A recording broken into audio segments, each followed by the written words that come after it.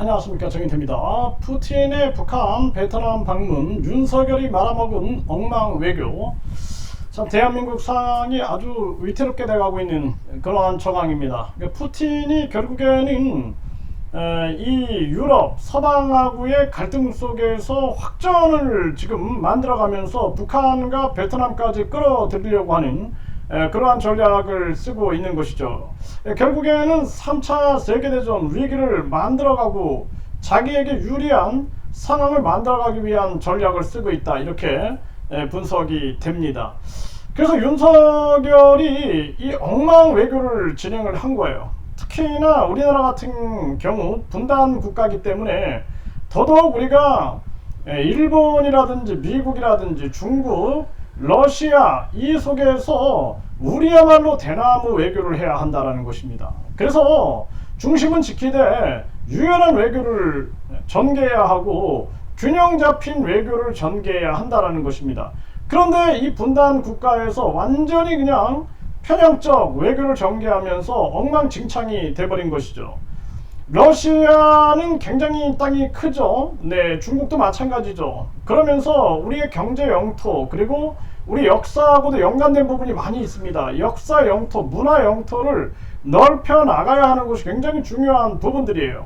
그럼에도 불구하고 윤석열이 완전히 이 말아먹는 엉망 외교를 가지고 지금 대한민국을 전쟁 위기로 몰고 가고 있다. 참 안타까운 일이 아닐 수가 없고, 대한민국 국민들이 대통령, 국회의원, 국민 소환제가 있다면 여기까지 왔을까?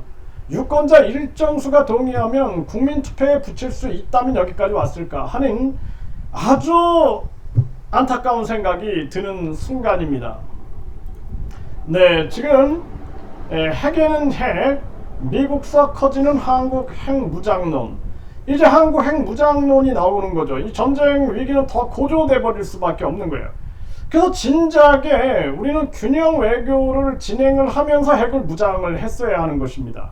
그래서 이 인도라든지 파키스탄이 계속해서 핵무기를 보존하려고 했던 이유, 그것은 자기들의 주권을 지키기 위함이죠. 그러니까 우리가 미국도 미국의 이익을 위해서 움직이는 나라고, 지금도 미국은 여러 곳에서 전선을 만들고 있는 거예요. 우크라이나, 러시아 전선, 그리고 이스라엘하고 또 팔레스타인 전선, 계속 여러 곳에 전선을 만들면서 무기를 판매하고 새로운 무기로 교체하고, 이를 통해서 달러 패권을 강화해가지고 달러 100달러 종이 한 장 찍는데 얼마나 들겠어요. 그걸 가지고 세계 자원과 인력을 흡수해가지고 계속 강대국으로 만들어서 세계 패권을 유지하려고 하는 것이 미국의 본질적 사고다라는 것입니다.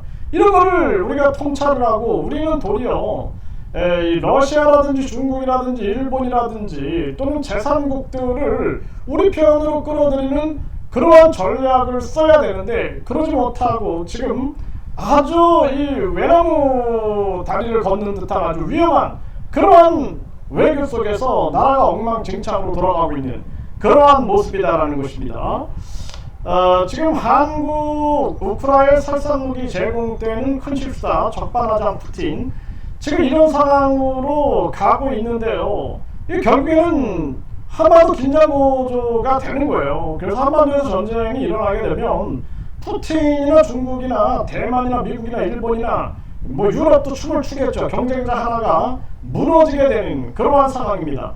불쌍한 건 우리 서민들인 거예요. 매국노놈들, 그리고 탐관오리 놈들, 이러한 놈들은 이미 해외로 도망갈 준비, 해외에다가 각종 주식이라든지 부동산이라든지 돈이라든지 이러한 부분들을 옮겨놓은 놈들이 굉장히 많을 것입니다. 참 안타까운 일이 아닐 수가 없고, 주한 미국, 러시아 대사는 푸틴의 북한, 베트남 방문에 대해서 미국 정책 실패가 보여줬다, 이런 얘기를 하고 있는데, 미국은 미국의 이익을 위해서 전쟁 위기를 계속 만들고 달러 패권과 그리고 무기 판매에 열을 올리고 있는 거죠. 그러면서 지금 세계 긴장을 고조시키고 있고, 푸틴 입장에서도 계속해서 서방이 밀고 들어오니까 자기들은 또 자기들의 연방을 지키기 위해서 전쟁이라는 카드를 들고 나오게 되고, 또 우크라이나 그리고 그 뒤에 작동하고 있는 유대인 이 세력들, 이런 투기 세력이라든지 각종 세력들도 자기의 계산기를 돌리고 있는 그러한 정황이다라는 것입니다. 이 북한도 마찬가지죠. 이 북한의 김정은은 완전히 이 신정체제를 이어받은 거예요. 사이비 정치 종교 집단을 이어받아가지고 이 나라만 나가면 탈북자가 되지 않습니까? 이게 나라가 아니죠.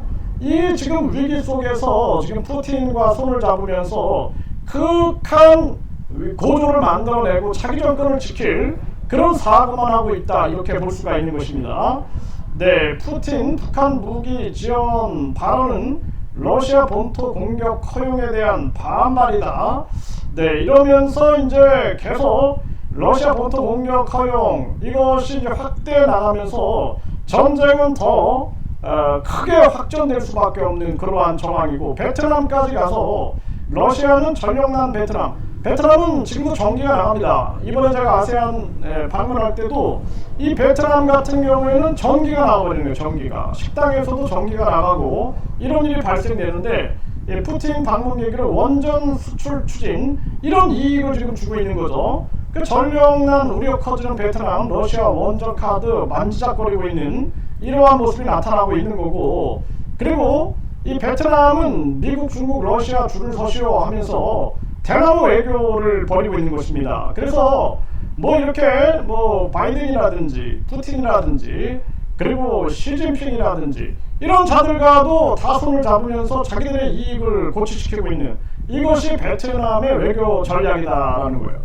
어떻게 보면 한국에게 필요한 모습이 아닌가. 그리고 한국은 지금 원화 직거래를 베트남뿐만 아니라 인도네시아, 뭐 카자흐스탄 이런 국가들과 넓혀 나가고, 그리고 동이 역사 문화를 연구해서 우리와 관련이 있는 묘족이라든지 우리가 몽족, 마요족이라고 부르죠. 네, 이런 우리 배달 역사의 영재신동이나 또는 치우천왕, 그리고 태우 복희 선생, 뭐 이런 분들의 그 역사를 계속 추적해 나가면서 역사 문화 공동체를 형성해 나가는 것이 굉장히 중요합니다. 그러니까 카자흐스탄도 마찬가지죠. 뭐 단군주화를 발행했다, 뭐 이런 얘기를 듣게 되는데, 이런 역사 문화를 공유해 나가면서 우리가 경제라든지 정치라든지 각종 교류를 통해서 우리의 힘을, 그리고 이 홍익인간, 인간을 어디 이롭게 한다는 이 철학을 전파해 나가는 것이 굉장히 중요한 일이다라는 거예요.